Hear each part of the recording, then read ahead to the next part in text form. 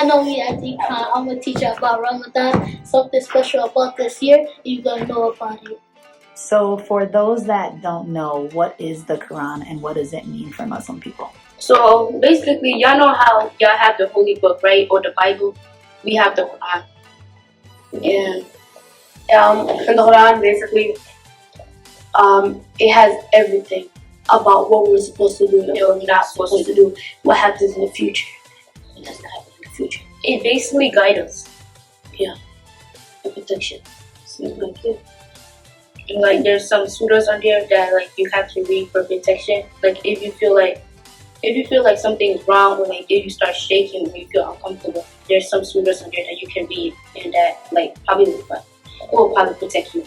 Every Quran in the surah has a meaning. There's not even one that doesn't have a meaning. It has a meaning that happens in the past and that is gonna happen in the future. What is the Quran to Muslim people? It's like the Bible, but in our different is letters, so it's also Mani letters. Mm-hmm. Then we read it. It's like the Bible, like we understand that y'all read, like y'all say faith out, we do the same thing, but ours is in a different book. It got 114 Qur'ans, and we have to read them up. My cousin right now, she already finished the little book. Now she's on 2 higher books, and our older sister is our Duxi teacher. Mm-hmm. And what is Duxi? Duxi is where we read our Quran, and we do this one thing, like say you're on this typical Quran, it will help you finish it. My teacher right now just helped me finish this hard Quran that I couldn't finish for like 3 months. Now I'm on a higher surah. What does the Quran do for people, like for Muslim people? What does it teach them? It teaches them how to be a good Muslim throughout the day. Even if you're walking outside and playing and smoking, God is still watching you from up there. Mm-hmm. And if you say you disobey God, He know what you're doing because you're disobeying Him. You're showing that you don't know what is God doing to you, and you don't know where you're gonna go, hell or what's called paradise. You don't know. You're just doing bad stuff that you just see out on the streets or something you found on YouTube. And you don't know what's actually going on with them. Maybe they have a problem at home, and then they can't figure out nothing. You're trying to follow those steps of God, but you need to remember God that is there for you, and you need to pay attention to the steps that you're taking. And what does God or Allah want you to do?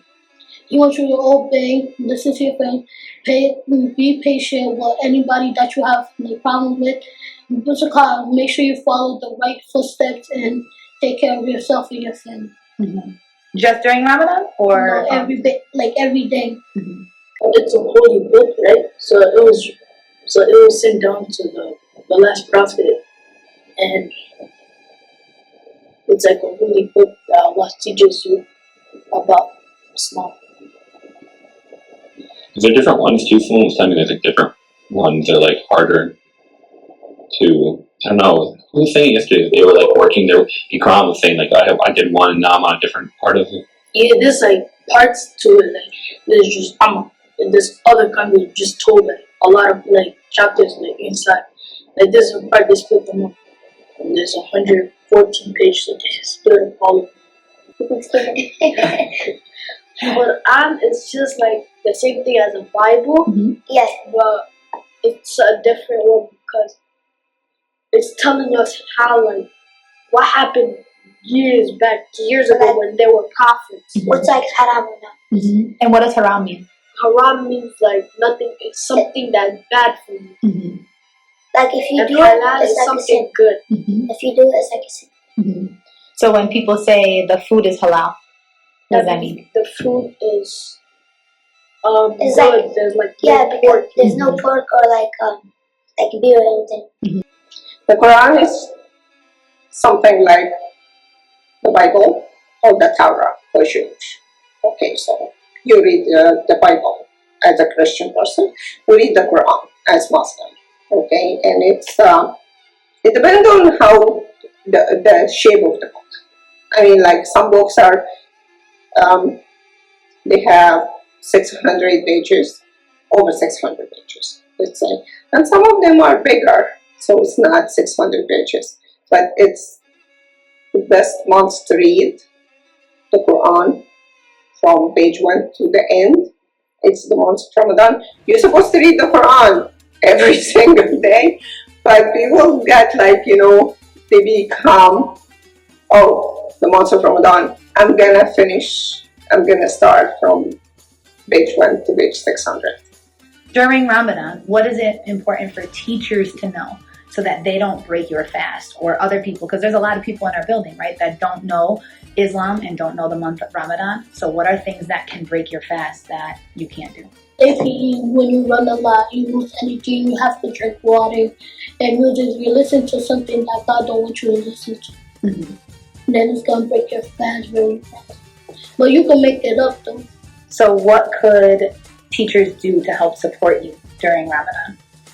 If you see us sleeping, just know that we're fasting. We might be tired of not eating, and we might be having a hard time eating, having a big headache. We're not eating for a while, for a long time. Mm-hmm. You can exercise when you want to stay active, but it will make you get hungry, you feel a lot, you feel tired, you stressed like that, but don't break your fast. Music, it's a hard question.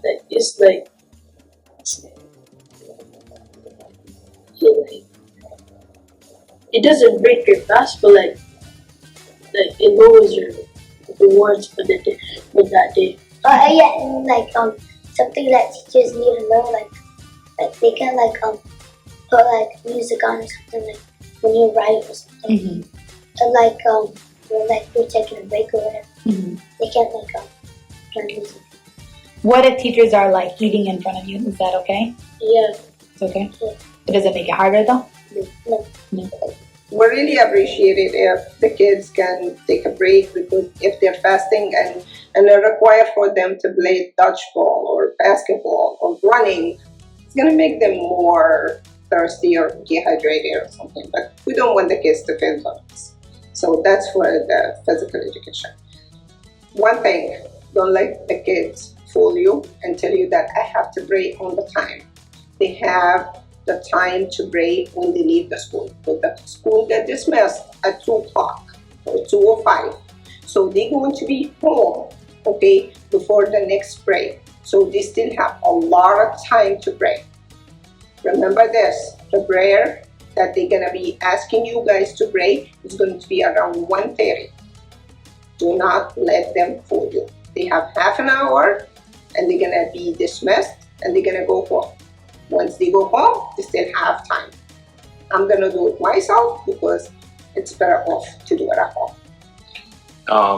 Students that are in after school, are they going to have an opportunity though? I don't know if that's just me throwing The in. kids for after school, okay, that's a different story.